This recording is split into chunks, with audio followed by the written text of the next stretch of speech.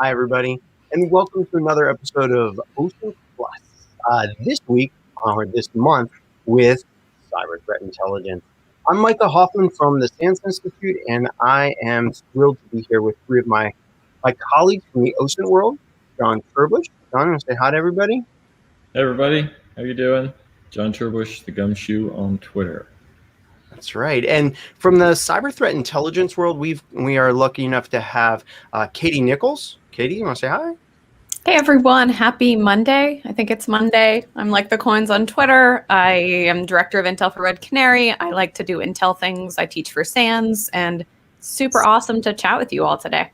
Yeah, well, I appreciate you and Ted coming in and just sharing an hour of your day with us. Ted, why don't you tell us a little bit about yourself as well? Say hi. Hey everybody, I believe it's Monday, but time has no meaning these days. I'm also an instructor at SANS. I was lucky enough to learn at the knee of Katie, so if you ever take a class with me and love it, it's her fault. Same if you don't. Don't you put that evil on me, Ricky Bond. I'm also a senior threat intelligence, cyber intelligence analyst for FireEye, and that's all she wrote. Cool. So we have I do have one alibi. I do live in DC, like proper, so you might hear sirens, and we do have a new puppy, so you might hear some biking. That's it. Okay, new puppy sirens. That's a new thing. I like that. So for those of you that don't know me, I'm Micah Hoffman. I wrote a class for SANS on open source intelligence. I've been doing open source intelligence in cyber for many, many years, and the purpose of these OSINT Plus live streams is to introduce you all in whatever communities you're in to open source intelligence and talk about the relationships, talk about possible things that our industry has in common with your industries. And like I said, this month we're talking with cyber threat intelligence specialists here, and I'm absolutely thrilled. Now, this is a live stream format. It is not a webcast. So while John, myself, Katie, and Ted are going to be talking about a variety of topics that we encourage you to participate in the conversation as well. We are live streaming. Hey, Eric. All right, cool. Big fan. Yeah, like on the nose. Eric with a K. I'm a big fan of you too. There you go. Because you're here. So, if you're on YouTube, just go ahead and pop a comment into the live stream. It'll appear here and we can bring you into the conversation, because I know that many of you out there in the OSINT world and in the cyber threat intelligence world will definitely have opinions on what we're going to be talking about. Very cool. All right. So let's start off at the very beginning. Okay. Let's start off. The way I picture this is kind of like a wedding. You know, John and I are over here on one side. We've got OSINT, and you are on the other side of the room, and you've got cyber threat intelligence. And what I'd like to do is just very briefly introduce each side of the room to the other, and then we can talk about the different topics and the different sites and all the different tools. So, John, do you want to maybe just introduce open source intelligence to anybody that's doing CTI that hasn't heard of it? Sure. So open source intelligence is basically collecting information from available, typically free sources. And you do this all the time. If you're working in CTI, you're collecting information from maybe URL scan or abuse.ch or one of these other, there are a multitude of sources that you're probably using in CTI that are free sources. You may have some paid access, but the information is typically at some level free and available, and anyone can access it. So that is what we're talking about. It's information sources that are publicly available, open sources. Yeah, and they usually are used to in some investigation to answer some question that somebody has. Now, Katie or Ted, I'm going to let you all fight for who gets to talk about what cyber threat intelligence is. Which of you would like to share, your thoughts on that? I guess I'll start. We'll play the nose game. So, Micah, I was really glad you kind of jumped in on the OSINT piece with the idea that like OSINT informs some kind of investigation. Because cyber threat intel, and Ted can kind of disagree with me. He's good at that, right? But I think it's all about analyzing information about threats to inform some kind of decision. And so I think that it's like a Venn diagram of the overlap, right? So we use open sources in cyber threat intel, but it's kind of more specifically focused on what are the threats that matter and how do you inform kind of some kind of decision or action based on what those threats are doing. When you talk about threats, and Ted, I'm not cutting you out of the conversation. I just want to clarify here with Katie. When you're talking about threats, you're talking about cyber. Well, can you explain what type of threats are you specifically researching? Ted, do you want to break down the 3 aspects of a threat? This is like me testing Ted to see if he's paid attention. This is not fair at all. This is not cool. Oh, it's great. I love it. I was actually working on an analogy in my head when you put me on the spot there. And so I'm going to go with that, and maybe we'll come back to the 3 aspects. Yeah. In my experience, when you're investigating a cyber threat, you're really trying to describe something in a dark room using like poorly energized flashlights, and you've got a whole bunch of people who are describing that thing in a room. So you only have like your own sensors plus these OSINT tools, and then if you're a special customer, you've got special tools that are more active. That can tell you what this object looks like. And this is why we do things like defeat bias, because that's going to interfere with our perception of the thing in the room. And then we take cuts from these different tools to help us really give us a description of this object. 9 times out of 10, we have other objects that we can compare it to that we've looked at in the past, and that'll help us color the issue. But that 1 time out of 10, it's this ridiculously new piece, and that's why it's very important for you to understand the tools, how they look at things, and your interpretation of those tools. Now, going back to what Katie was drilling down on, what are those 3 that we were going to talk about? Yeah, so it's interesting because like people define threats in different ways. And like my team, for example, after I worked at MITRE and we argued over what's a group versus like what's software, like we just described threat as like it could be a threat group, it could be an activity cluster, it could be malware, it could be a tool. The 3 components, and I really love this breakdown, is for something to be a threat, it has to have intent, opportunity, and capability. Ted is helping me count. I noticed Ted's like, yeah, that's right, Katie. That's what I was going to say too. Yeah, and I think it's important because like there's so many potential threats out there. And part of what CTI analysts do is trying to figure out which of those potential threats are actual threats, because we can't worry about everything. And so, yeah, I really like that. That's something we teach in our SANS class that I actually really like as a practical way to think about, is something a threat? Okay, if it doesn't have intent, opportunity, capability, it might be a threat to someone else, but not to you. So. Okay. And so the research that you're doing is taking do you use the term indicators of compromise, IOCs, or is that not the term that's used to describe the different artifacts that might be left behind by attackers or people with intent? Or is that not something you use? It is something we use, but everyone defines IOC different. Ted, do you want to give them you're keep delegating to Ted. How does FireEye? I'm going to assign you this. We absolutely do use indicators of compromise, and I think it's just because that's the term of art. It may not necessarily be involved in a compromise at all, but because we need to call it something, that's what we call it. Reverse engineers will almost always use artifacts. I think that's a little bit more salient to their work. Until we get a better word, we're going to keep using that. But it has to do with the entire kill chain, which is another thing that we deal with a lot in this line of work. So while it may not be, the email address that's used to set up infrastructure may not be an indicator of compromise, but it is involved in the chain, the kill chain, that is then eventually going to compromise you or your customer. Okay. Yeah. One thing I would just jump in with is, indicators of compromise. Everyone calls them different things. That's one sort of input that we use in CTI, but I think sometimes people focus a little too much on that for CTI. We use any information, any data that helps us, inform a decision. And so, indicators are easy to understand, right? The bad hash value, the bad domain name, et cetera. And those can be really valuable.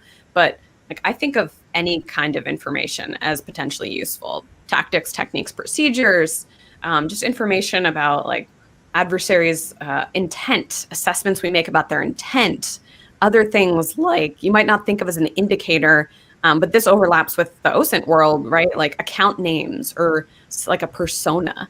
That could be really interesting as well. And so a lot of people come into CTI thinking it's indicators, but honestly, we'll use whatever collection sources, malware, domains, TTPs, anything else, whatever we can get our hands on, essentially.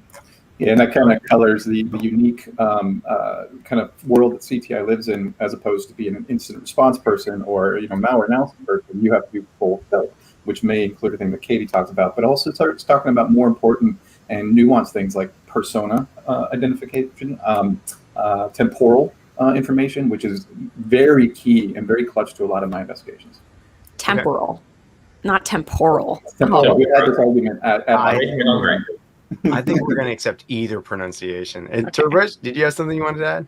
I did. I mean, you're talking about indicators of compromise, and there are obviously different levels of this. You have the pyramid of pain and these other things that describe this. So it all depends on context. And someone in the stream, Denise, asked about, how do you tell if a indicator is valid or a false positive or something like that? And there are different ways of doing that depending on what it is. Obviously, if you have a file or a hash or something like that, you can investigate that. As Katie was talking about, a lot of what you do with CTI, it's investigations. You're trying to find information or pivoting off of the information you have to find more information. It's a whole process.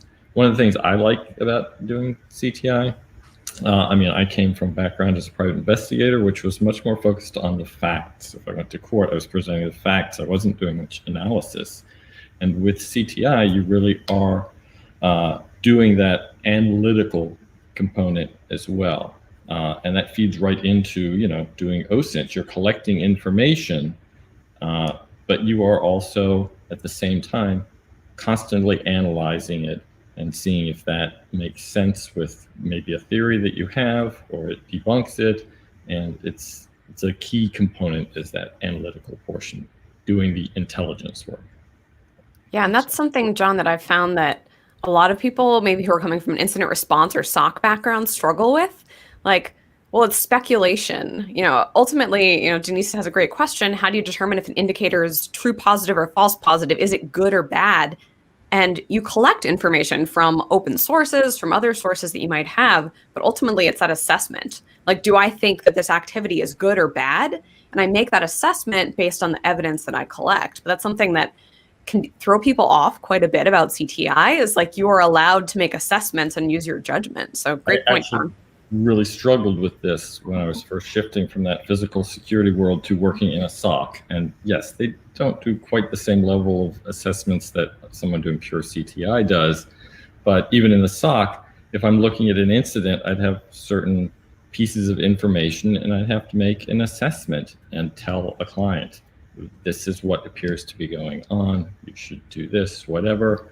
And that was creating that analytical product was definitely needed a change in my mindset from just providing the facts and you can do what you want with that and giving that to a judge or a jury, and presenting to a client information and including your assessment. I think that's one of the interesting challenges of in the OSINT world is that a lot of people run their tools, they gather all of this data, and then they essentially include all that data in the report and written and I guess verbally vomit it up to their customers, either orally or via the written form, and they just share all this data and they're like, you make the decision. And sometimes that's what the customers want. And sometimes they want to know, well, what does that mean? What within the scope of what you know, tell me what I should do. How does that inform my actions? They're just suggestions or your analysis, but it's still, there's something that goes into it. Do you find that also in cyber threat intelligence? Ted, you were going to say something? Yeah, I just kind of want to tie it together what Katie and John had said. Katie was pulling in Denise's question, which is a good one. How do we identify if information is real, the IOC, the real, the veracity of it? And John said the key to this is your investigation. And so what you want to do is, and this is a word you'll hear a lot in this world, you're going to pivot. Not only are you going to pivot, but you're going to multi-source. Multi-source is what gives me a little bit of more confidence in my assessment. And we said this assessment thing, we don't deliver like hard truths. Where we can, we do. But usually we just bring assessments so that we can say, high, medium, or low confidence, we assess this thing to be true or not true. And we do that by doing the investigation for pivoting with multiple resources. Having one resource really won't do you much good. And it goes back to my analogy of taking a picture of an object in a dark room from multiple angles. Yeah, and Brody has a really great question I wanted to dive into. Translating your evidence or your assessment into something people can understand.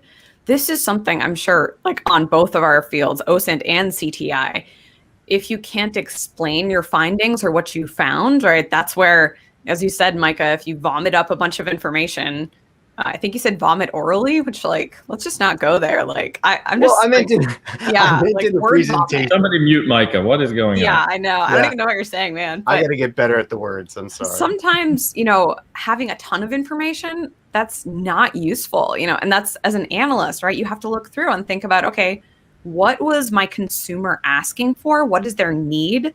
And this is where I can't believe we're already over 15 minutes in and we haven't talked about requirements. This is something that we just we hammer over and over in CTI. You don't need requirements. Yeah, just go OSINT, Micah. Just go OSINT. And then you bring me some OSINT. And I'm like, that's not what I wanted, Micah. So really talking to your consumers, what do you need? That's their requirements. And that's key, Brody, right? Translating what you found, okay, you got to know what they're asking for. And some of it is really just having empathy, honestly, putting yourself in someone else's shoes. What would be useful? What are the challenges if I were a SOC analyst or if I were an executive making a decision? And as always, as cyber people, putting things in plain language. That's another thing that I try to highlight. And I know in the OSINT world, you have to do too. Just put it in plain language. Don't give everything, just key concepts. Well, and there's a lot of not summarizing, but there's looking for the patterns, using inductive reasoning to find the patterns, identify what's important based upon those patterns, and then highlighting that instead of every single fact or every single little piece of data that you saw along the way. You can talk about it as a collection.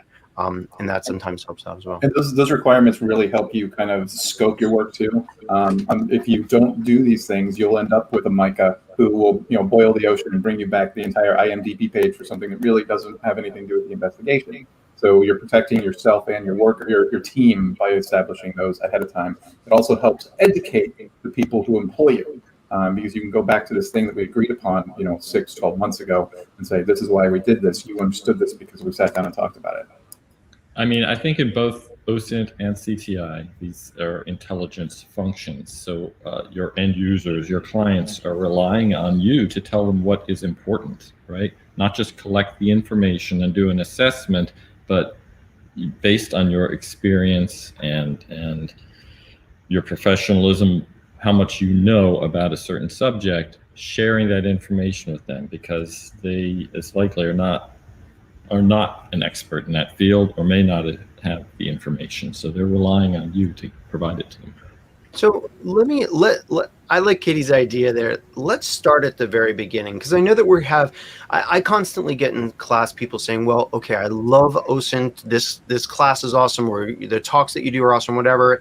And I really want to get into this field, but I don't know what jobs are out there. So Katie, John, Ted, can one of you, or maybe all of you in a team, kind of describe soup to nuts in general? What is the process when you're doing cyber threat intelligence? You mentioned having that customer, you mentioned having requirements. Can you just walk us, can one of you or all of you, I don't know, you can tag team it off like Katie, you can assign Ted things and all, whatever. Maybe it starts with an APT firing a cyber bullet. Cyber bullet, it's got to be the cyber. Can we just kick him off the stream? Yes. Thank you for visiting, Ted. You have been voted off. Been great. I mean, I think we've covered some of this already, right? One of the first stages is you're going to get those requirements from the client or end user and work out with them what needs to be done. Sometimes they don't even know. We see this in OSINT and other investigations as well. Clients like, oh my gosh, incident, and they don't even know what they need or want. So you might have to sort of walk them through that as like step 0 in your process. Yeah, I'm actually going to propose that we use the intelligence cycle to talk through this. So what John is just talking about, planning and direction, right? You got to know what you're starting. There's a question about, how do you start a new CTI program? Well, with requirements, what do you need? Talk to your consumers. Then you have to do collection. And this is where I think our two disciplines, overlap quite a bit, right? Think about, okay, based on those requirements, what kind of collection do I need? We had some questions, I think, about like when we have new investigations, where do we start from? So for example, my team, we look at a lot of events and we try to figure out, okay, there's some badness on an endpoint, like what threat is it? So we can inform our customers what they should do. And so, all right, for us, that's a requirement, figure out what threat it is. For us, John, you mentioned it, there's a site, abuse.ch. They have a whole bunch of awesome free resources where researchers will tag, hey, this domain, I found this was associated with Qbot. And so we use that as our collection and we say, okay, cool, collection, here's some info about this domain.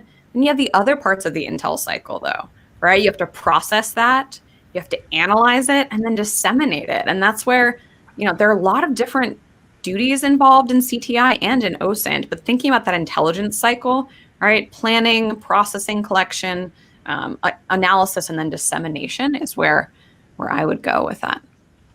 Yeah, I'd echo that. That's a keystone in our course that we teach. I'm seeing a lot of questions in here about what framework for CTI program. It's not going to be a framework. It's going to be a series of frameworks. You're going to have a framework for your collection posture, and we'll use that to identify gaps. You're going to have a framework for how you do your analytical flow and reporting.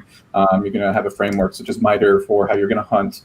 And a lot of this is going to be defined by your capabilities as well. Like nobody's coming out of the box with a full suite of FireEye products and CrowdStrike products and all the other products in the world, so that you could do absolutely everything. So you frame your framework around what your capability is. So if you don't have full PCAP, you're not going to spend any resources on that. But you are going to have the absolute best hunt mission because you're going to have like logs. If you have an entire Windows enterprise, you just log it all up and then you'll pull MITRE playbooks in and you'll go look for bad stuff. So no one framework. Understand your environment, understand your requirements, then build multiple frameworks off of that.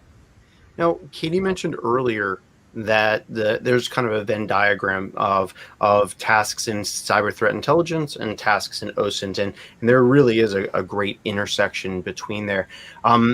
Each of you have talked about the different investigations.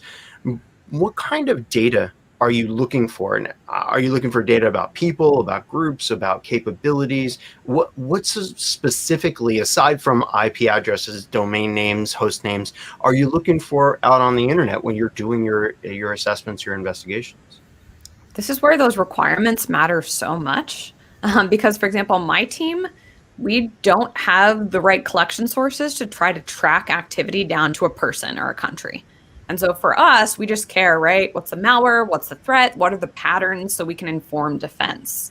And so for us, our collection might be different than like FireEye does attribution to countries and to specific actors. And so, we use a lot of like abuse.ch type resources. We use Twitter quite a bit. We rely on VirusTotal, both open Twitter? and closed sources.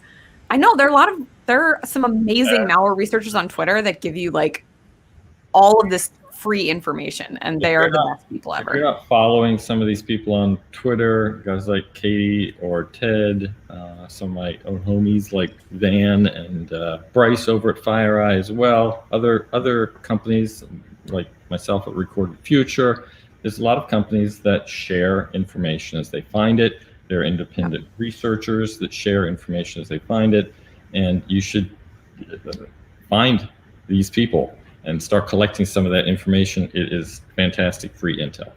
So you're using Twitter to watch for emerging threats, as well as probably searching Twitter for, has anybody mentioned the TerBush malware or whatever? TerBush malware, huh? Still under development. It's a new variant. Yeah, it's terrible. Yeah, you can do that. I find TweetDeck to be the most helpful for this because it allows you to set up the channels that you want, and you're not just having to follow one feed, which might have some garbage from some funny people that you follow. You can use it to search for stuff like that.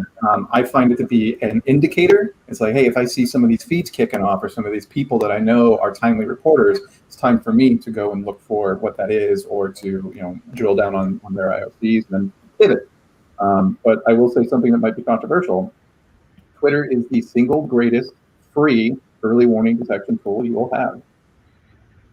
What do you mean? So by following other people that are out there, you have this essentially human sensor network that is giving eyes on their data, and they are then tweeting publicly, hey, this is what's happening in my network, and then you look for those patterns. The fact is that no one has all the data, right? Someone at FireEye, or like when I used to work at Symantec, we had terabytes of log data and endpoint that we could go through to find stuff. Not everybody has that, right? So they're going to have insights that you don't have. And then there are other people that are doing a lot of open source log collection, tracking things in different ways, and they may have other insights that can also complement whatever you're working on. It's not infrequent that I'm working on some research project and someone else has maybe spotted a part of it and they're tweeting about it. I was like, that's cool. I didn't have that angle. Now I can add that in to what I'm doing. And you'll see a lot of the scrappy certs that are, like from smaller countries and everything, or researchers that work for them are so aware of this interoperability and sharing that they'll tweet early and often just to see what they get back. So if you watch those guys, you actually have like a little canary in the coal mine that'll tell you early.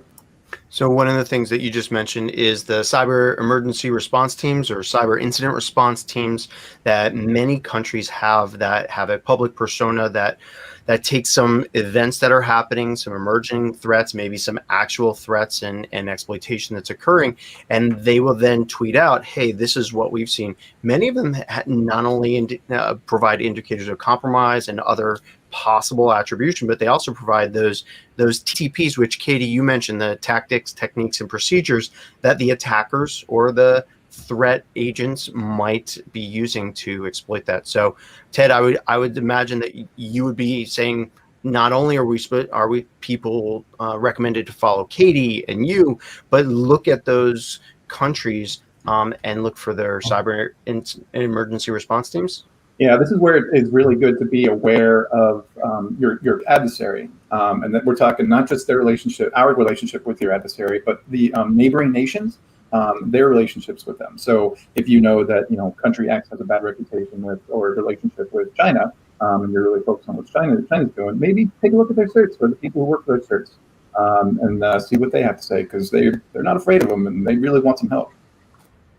Yeah, and some other good Twitter followers. So you talked about certs. The Japanese cert, they are awesome. And one thing for folks, I know we have folks from around the world here, like think about other countries and what they're seeing, because that different perspective matters.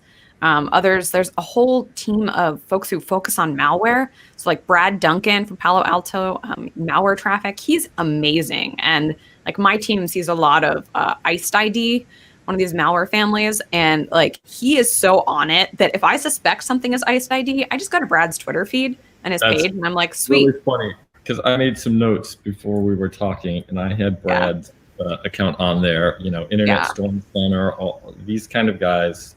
The data they're sharing is fantastic. But a really good question from Dustin, and I actually would look to like Micah and John, because this is something that I struggle with as well. Is right, there's so much info on Twitter. How do you get value out of it? And this is something like I haven't figured out. Honestly, I just like scroll through and I assume that if it's something valuable enough people that I follow will retweet it. Like I've tried TweetDeck, but like I've tried following like hashtag Ryuk, but then Ryuk is like not just ransomware. So I'm curious on the OSINT side or from Ted, like what advice do you have for getting value out of Twitter? I mean, you're absolutely right. I look for who liked it at first, and if enough of the people with my bona fides are on it, then I'm like, okay, this requires less processing. I can probably look at it early. But yeah, I'd definitely like to hear what the other two have. I mean, part of it is grading your sources of information, like you would doing any sort of intelligence work, and you will come to realize that certain researchers, certain people, certain groups. I mean, Cybercom is on Twitter. They might be a little slow out with some things, but they're collecting SIGINT and doing other things that none of us can do. And that like is next level stuff. So it's pretty reliable. Just grading out your sources of information. And also you can independently try to validate some of these things. If someone's talking about certain malware, get a virus total, you can analyze it, see what it's doing, things like that.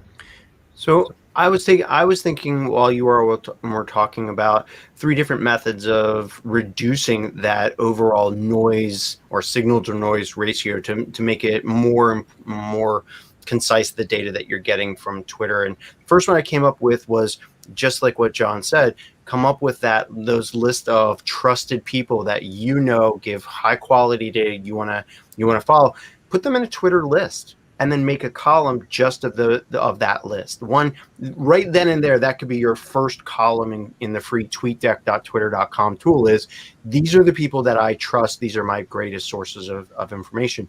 And then next column over will be a hashtag like what Katie mentioned. But instead of just following a hashtag, and then there's settings up in TweetDeck. And you can change those settings to say, I only want tweets that have this term in it, or have this number of retweets, or have an image, or whatever's important. So make that TweetDeck column of whatever you want, and then refine that. And then the third thing is, instead of you monitoring TweetDeck, why don't you get some of that stuff pushed to you using automated tools like IFTTT, Microsoft's Power Automate, that can watch Twitter for you and then alert you on things. If you're an Office 365 customer of Microsoft's, you probably have Microsoft's Power Automate, and you can essentially give credentials to Microsoft's tool to watch Twitter for certain things from certain people, and you can specify multiple types of actions. If Micah tweets something and John tweets it, then send us an email, then log it in our Excel sheet, then do whatever in SharePoint. It's actually really good. So that would be my three-pronged approach to refining and reducing the data in Twitter. I'm taking notes. That's what, I came here and I was like, maybe I can get some sweet OSINT tips from the OSINT people, because I struggle with that. I love that. Yeah. Cool. Okay, so we covered in TweetDeck. Now, Ted, you mentioned that there was something that somebody had mentioned about temporal question that you wanted to cover. Yeah. So, excuse me. Let me go back through here. I believe Temporal. It was Temporal. You're just triggering Katie right now. Yeah. Denise asked about the importance of times and dates to a piece of information or investigation. I want to say that they're critically important, but they're critically important in context and understanding what you're trying to get out of it. So from like a large scale level, you can use temporal analysis to identify the type of entity who's attacking you. So if you see consistent flow over date and times with a working cycle that matches up to a non-standard Western timeline, you can kind of vet out who you think you're working with, especially when you see things like holidays taken off. This could be a very big telltale. Another thing you can see is if there's like an increased period of activity around, let's say you're working for the Senate Sergeant at Arms. Increased period of activity before a vote. Go look at what that vote's about. If that vote happens to be about, some kind of tariff or some kind of, trade negotiation that affects one country, or maybe just a group of countries, that helps you. But let's narrow it down to something a little bit more important to, a SOC and a CTI team. You can start seeing activity either before it happens or retroactively to identify when things happen or who is responsible for them. Because a lot of times infrastructure won't exist before an operation, or if it does exist, it'll have certain things turned on or off before an operation happens. So I'll start looking for things like when ports are open. So you can start using a lot of these open source tools like Shodan to tell you what the enemy infrastructure is doing either before it happens or as it's happening. Another big thing is certs. When certs are being applied to infrastructure so that they can have secure comms, you can see that something is built. And with some of these adversaries, they usually do 1, 2, 3 right before an action happens. So you can set up an alert in some of these tools like cert.sh or census.io.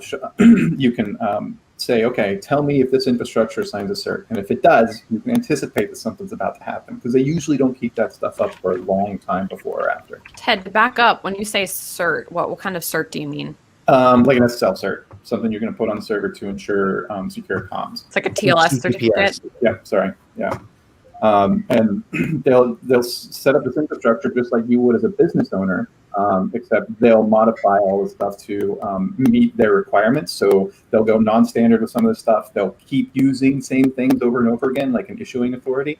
And this is where some of the persona information will help you as well, because some of that infrastructure registration information, they're not really all that savvy about it. They don't think it's a weak spot. So you'll see the same email address being used for infrastructure, or you'll see the same physical address because it's throwaway. They don't care about it, and they throw that infrastructure away as well. So these are tools that you want to start, or findings that you want to start putting into buckets, this persona, say, and you can start looking for this over, long term. So go ahead, John. I mean, these are basically TTPs, and you would be surprised at how often it looks like someone's just going down a checklist. And this is just how they set up their C2s or whatever. I recently, my team did some research, and it was kind of amazing that you could see what looked like a pattern. They used the same supplier for their security certs. They did all the things the same way. There were differences, different domain names and all that. But if you looked at it, you could see that there was clearly a process. And, if you wanted to be ahead of it and track it, you could absolutely do what Ted says there and just be looking for those indicators as they occur and matching up. This happened and this happened and this happened. It's probably these guys. This is where your person who's good at pivot tables and heat maps is going to be a godsend. Because once you get this stuff out on a heat map, you can start identifying patterns, and you have an aha moment, and your CISO will think you're the smartest person in the world, and they won't know that you just had to put a little pivot table in there. Pivot table. Excel to the rescue. One of the best data analysis tools and text refinement tool. Let me do this, because you've all mentioned this customer. You've all mentioned some of these interesting things that, oh crud, I just forgot what I was going to say. It was going to be magnificent, though. Now, crud. I'm sure it was going to be great, Micah. It was going to be like, wow. No, but I mean, one of the things that what I'm hearing is that not only are you looking for information possibly about people that make the malware, but groups, nations, IPs, host names, malicious or suspicious files, other terms, and you're not only doing that retroactively to find out what their body of evidence or body of data is out there, but you're also, Ted, what you were just talking about was kind of that streaming, what's happening right now. So like if you want to be proactive and get ahead of it, you need to understand some of these processes and things so you can track them and start looking for them. I mean, I do a lot of, okay, this malware is happening and it collects this from the C2, and then you start looking at those C2s and what do they have in common, and then you can tell us what C2 is, John? Command and control server. So the server that is communicating with installed malware. Cool. And you can then start identifying similarities or uniqueness to things like a server, and then you can start scanning. Use Shodan, Binary Edge, this sort of thing, and finding them. Maybe they've stood them up. They're going to start a campaign a week from now, but they've got the server stood up already, like Ted was talking about. And then you can start doing some predictive intelligence, and you're getting ahead of the game at that point. I remember what I was going to ask. It was about targets, and each of you said that you have to figure out who is targeting your organization or who is doing that. Ted, you mentioned looking at other neighboring countries and all. So what I'm kind of discovering is that each organization that you might be working for, each industry might have different threats to them. Would that be accurate? Yeah, absolutely. And the term of art that we use for that is threat modeling. And one thing that I would just kind of highlight is that all organizations might not care about the who. And we've talked about, and there are tons of open sources and closed sources that can identify what country or the persona or person.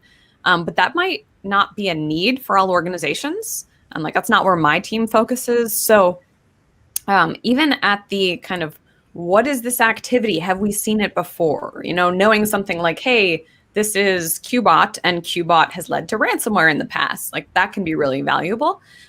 So I wanted to call out that the process of threat modeling is all about determining the threats that might matter to your organization, that might mean at the country level. It might just mean at kind of the activity or the malware level as well.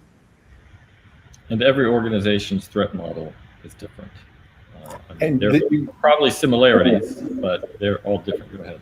And you also want to not put too much bearing, unless you're like a pure country-based cyber intel team, like the National Security Agency. You may not want to spend too much time bucketing stuff by country, because you could start running afoul of anchoring bias. You can start running afoul of like misattribution. And if you've got an entire piece that's based on the bucket that you put in based on country, you might not do yourself any favors.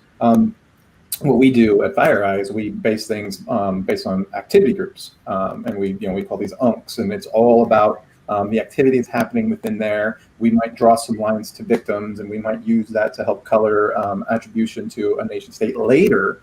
But that's far less important than stopping the bleeding, getting the activity to end, and being right about the activity. I do want to say something about John's being proactive. Being proactive is very, very important, which is why it's so important to get away from IOCs, because IOCs are static. What you want to do is get into behavior. You want to start seeing how things are done, what the trend is, what the TTP is. That's why things like MITRE, the attack framework, is so good, because it says these are the things that will happen. Look for this type of activity. And write rules to that effect. You can do the same thing for proactive hunting out in infrastructure with like regexes, using these tools and Shodan and the rest of the tools we've mentioned today. And you can kind of put variables in there, and it'll help kind of, you'll have to process it, of course. Nothing is one and done, but it will give you the opportunity to flexibly look for the type of activity versus static, x.y.z, and then it's going to be dead by the time it's used. Got it. Okay. So another topic that's come up in our conversation, and I think I've seen people mentioning it in the chat, is the analysis portion. John, Ted, you mentioned several times having anchoring bias and having other type of biases. So within the open source intelligence, as John mentioned, there is that intelligence piece where we take the data, we run it through a whole bunch of analyses and filters, and then we come up with intelligence. And cyber threat intelligence also has intelligence in it. So can you three talk about a little bit some of the, just at a high level? I know that Forensics 578 has a ton of things in there, and so does 487 about this, biases and fallacies. But how do you make sure that you have sound analysis in the reports that you create? I call first dibs because I love this. I think we all love cognitive biases, but if you're not familiar, cognitive biases are just ways that our brain kind of tricks us. Part of being human. We all have them. And a couple ways you can start to hedge against these biases, because we can't eliminate them. Knowing what they are, and then, knowing what they are, there you go. We got some books for you. And then also trying to identify them in yourself and your teammates. Using people who think differently than you is really key. So just an example of what we're talking about. Confirmation bias is one of the most famous ones. And this is something where, maybe I'm doing an investigation and I see some data that, it seems like this is TrickBot. And all right, that's my hypothesis. Any new evidence that supports that it's TrickBot, I'm going to be like, cool, I'm going to include that. If anything that refutes it, I'm just going to ignore it. And so this is something that it's really easy to fall into this trap of confirmation bias, but there are lots of others. So always important for us to be aware of the fact that we have these biases so we can try to hedge against them. So kind of training yourself and recognizing these biases. Okay. Ted or John, do you want to add anything to that? If I could get an analyst to forget everything ever known and just be a blank, sticky slate, and understand that objective truth is the pursuit of is what we're trying to pursue here, you have the best analyst in the world. So we're not really training you into anything. We're training you out of a lot of stuff that we've observed before. Nothing's true until it's objectively true, and it's so hard to get to objective truth. Another thing is that you're not just looking for these biases in yourself, but often your client, your end user, may have biases. They may be unwilling to accept your assessment because of biases. So it's not applicable just to your own work and your team's work, but understanding that your clients and others have these same biases as well. There we go. Thank you, Ted. We're gonna I nerd think out. that's Another book fantastic. recommendation. So TED's this is sort is of the the best. advanced version. Psychology of Intelligence Analysis. This one is for free on the internet. So TED's is more expensive, but if you really like biases and structured analytic techniques, so. Hoyer's Yeah. book that Katie is showing you there is one of the key ones that helped me when I was moving from that fact-based, just presenting the data, to creating that analytical assessment. That is a fantastic source. So it was asked, what are these books? So this one is the Structured Analytical Techniques. It was also written by Hoyer. The one that Katie showed online is actually online for free. And it has these tabs in here that you can use to kind of drill down on what your objective is. And the analytical techniques help you defeat the bias in either your team, your tools, your processes. And it asks you to ask questions of the data that get you to where you want to go. And that comes to defining where you want to go. That's a different conversation. And we cover all of this in 4, 5, 7, 8. Micah, you're muted. You're muted, Micah. That's the first time you did it, though. That's pretty good for. I mean, do that on purpose just to I'm not make sure I've other ever people that seen might Mike do it muted. feel comfortable. I don't think Mike has ever muted himself before. I have, and I do that so that other people don't feel embarrassed. You know, it even happens to me. And so let me ask you this: can each of you give an example of a cool cyber threat intelligence thing you did that required you to do online research? So meshing from your experience the cyber threat intelligence goals and all of the other things you do, along with performing some open source intelligence research to perform some joint task. Any of you think of anything offhand? I know I'm throwing this on you. Well, I was with my Temporal kind of diatribe that I did back there. That was based on a really good success story that I was we were late in the night. We were working hard on this high level intrusion. We were pretty sure it was nation state. And we were just banging our head against the wall on this thing. We just could not understand what was happening. And so the time frames were not bank holidays, and they had a weird stack on your usual work week. We used that to find that in the Middle East, they have a completely different work schedule. And in this region, they have a very unique holiday that is only observed in that region. And that we had to use because we had this outlier. Like, why is this one day operation window just completely shut down? And it was not in, the CIA fact book. We couldn't figure out what was going on. There was nothing in the news. We finally used, some more OSINT tools to drill down on this certain region. We found this one unique holiday that told us about it. That's a very specific thing, and hasn't really talked about the tools we talked about today. Another story is that we identified a pattern of this nation-state adversary that they use to this day that allowed us to set up these OSINT captures we put into bots. And the bots tell us every time a new infrastructure does this unique thing, series of things, and we're on top of their infrastructure before it ever happens. Yeah, I have one from sort of last summer that came to mind. And this was sort of as I was getting my feet under me in my newish role and trying to kind of show to the team that it matters what threats are, right? It matters what malware family or what group something is. And we had some malware and we weren't sure what it was. And we were able to figure out that it was actually SOC Goalish, which is a malware family we still see. And based on some reporting from Symantec, that we basically saw the beginning part of what could have led to wasted locker ransomware. And that was kind of my first experience with identifying this initial piece of this ransomware kill chain, which is something that my team is focused on and kind of talking about threat models. Ransomware isn't everyone's threat model. And so by kind of using this open source blog from Symantec, I was able to realize like, this is a pretty serious threat. And it's a good thing we caught it early before ransomware. Okay. John? I guess one example I have, and this is OSINT CTI. This is when I was working in the SOC as an analyst, and I kind of leaned into detections and things like that. But when I got another role just doing CTI work, I was looking at some stuff on the criminal underground. Some guys were selling crypto and some other malware, and I started looking into it and analyzing how it worked. And these guys had set up like a website, a shop to sell it. And typically, unlike nation states that are not really sharing the information out there, criminals sometimes share too much. They have to sell their product and interact with others. And these guys, were using certain Jabber IDs and email addresses, and pretty quickly was able to track those back and find a lot of information on these guys, down to who they were and where they lived, because they were using email addresses and other identifiers that they had been using years ago. And they had, like registered domains with them.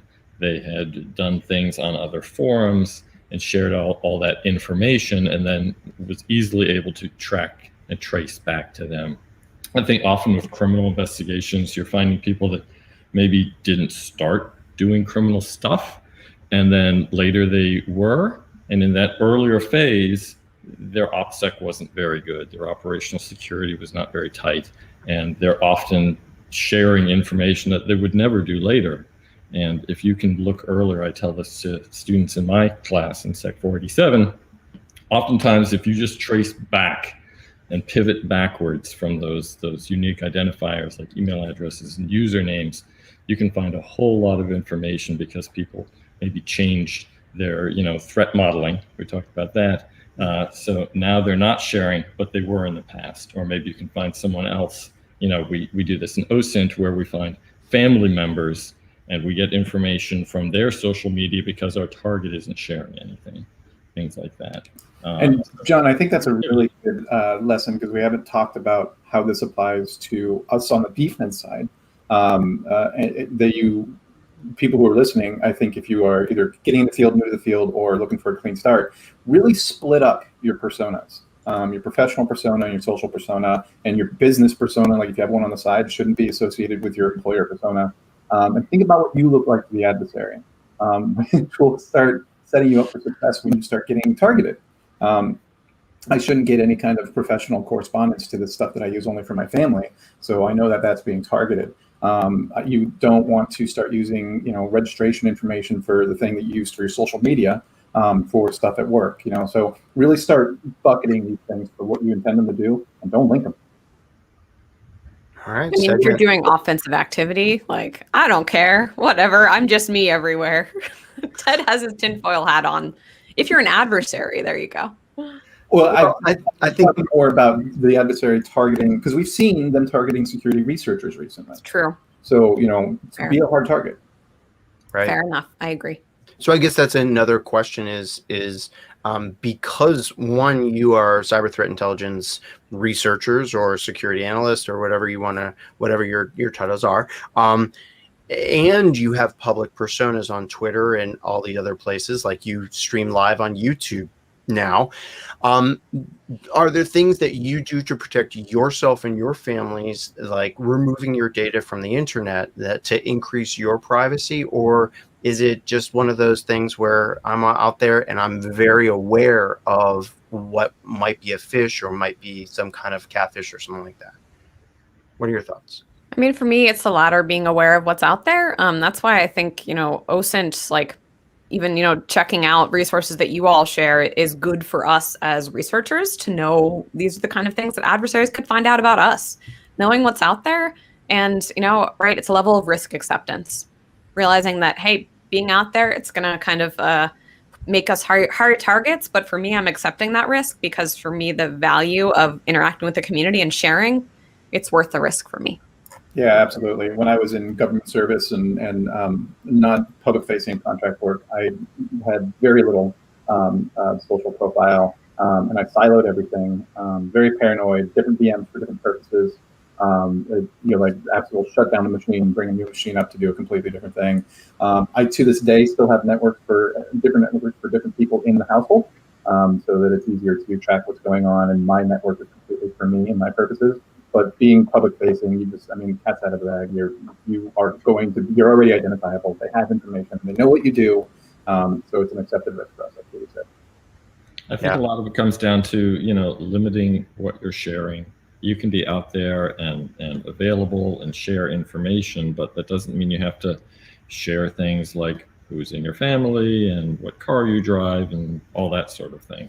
But again, everyone's model is different. It's pretty unlikely that a lot of the people in the audience are like being tracked by, Russian intelligence or whatever. But it's possible if you're doing research into activities of certain groups like Katie and Ted and I do, that you can probably guess that there is some interest somewhere in some other country in your activities and what you're doing. So not Micah, though. No one cares about Micah. No one gives a. And that's our show, ladies and gentlemen. Jeez. This is why Micah does OSINT and not threat intel. Well, let me ask you about that. Because there are some disciplines within cybersecurity that you don't practice at home. There are some things where your tools are at work, your personas are at work, other things at work, and when you come home, you can't just jump in and practice things. In OSINT, that's one of the things I love about it, is that I can come home and I can learn about all the Googles and the intelligence that's out there and the imagery and the social medias. I can play around with that. Is it the same in cyber threat intelligence, or Ted? Depends, right? If you're working with unique sources that are classified and closed, no, you can't bring that home, obviously. I have to go. Yeah, exactly. But depends on your sources, right? And I think that's one trend that's useful to point out in both of our disciplines, right? That I'm sure you've seen it on the OSINT side. On the CTI side, there's been such a rise over the past 5 to 10 years of more and more information about adversaries out there that we can use in open source. And so I think that sort of, brings work home. Good and bad, but always good to set those boundaries as well. That's a good point. I mean, these things change over time. What we take for granted now is OSINT resources were maybe open source 30 years ago, but you couldn't access them from your house. You had to go to the library, the courthouse, or what have you. Or if it's in another country, God help you, had to maybe hire somebody in another country to go get it. So these things change over time. And as the internet expands and more people contribute information, it becomes more and more easy to do this, as you say, from your house on the weekend. Yeah, with the accepted caveats that Katie put out there, you can do almost all of this stuff from home. You should be doing a lot of this from home. Set up a home network, maybe a private network where you can try out some of these security tools and then see how they feed into your CTI flow. The things that you learn, like the habits and the practices, are absolutely stuff that you can practice from home. And if you want to get good, have a home network so you're not dependent on work or school to try these things. It's cheap. You can do this stuff right now. I think one of the scariest things I ever did was start monitoring my home network. And just, I know that moves more towards some of the other blue team things, but just monitoring my home network and looking at all of the traffic that's coming and going just regularly and different countries that it's going to. And then I started getting paranoid about other things. So I stopped monitoring it and I'm not worried anymore. So, yeah. I think that the key takeaway here for people that might be new to the field or interested in getting into the field, that there is a lot of this that you can kind of do on your own. Like when I sort of changed careers from being a private investigator into doing information security, there's so much information out there. There's so many ways that you can teach yourself and learn things, and then set up a VM and do packet captures and do all of that stuff on your own and really come to a good understanding of things. Just be aware that there are a lot of resources out there. SANS shares a lot of resources. You can go to the sans.org site and find a lot of stuff. And elsewhere, there's a lot out there that you can use to learn how to do a lot of this out there on your own. Well, I would like to say thank you so much for you three sharing the last hour of your experience and your work life with us. This has been an incredible opening, because my understanding of what threat intelligence was really premised based upon some experiences I had before, and I see that there's a lot more to it. And if you are interested in getting into the field of open source intelligence or cyber threat intelligence, of course, SANS has classes that can help you out with that. Or, as Katie, Ted, and John already mentioned, Twitter is going to be a great free source for you to follow people on and learn. And you see all of our Twitter handles here. So I would like to say we are out of time, and I would like to thank John TerBush. Thank you for being on the show today. Thank you, everybody, for joining us. And Katie, thank you for being on as well. Thanks, guys. Always a pleasure. And Ted, thank you so much for sharing your time. All right. And thank you to all of our listeners, all of the people that have been sending in the YouTube comments. Really appreciate the interactivity that this live stream allows us to have with you, the community. Stay tuned. Next month, we have a new OSINT Plus, and I'm going to wait and tell you what that is in Twitter feed, in my Twitter feed. So I will let you know what the topic is. So follow me on Twitter or follow the SANS Cyber Defense. With that, thank you all very much for coming, and enjoy your day.